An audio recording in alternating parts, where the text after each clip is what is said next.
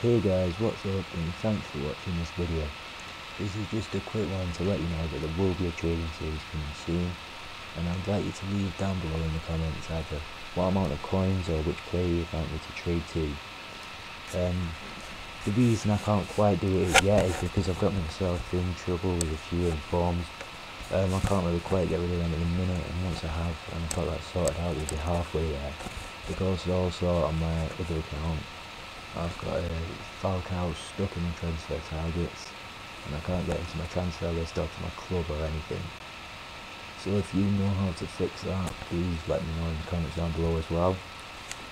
And also, I've not quite decided which account I'm going to do it on. This is my second one that I'm on now, but I probably will do it on my first one. But yeah, so that was just a quick heads up on what's going to be happening. Please like and subscribe, and thanks for watching this video. See you later.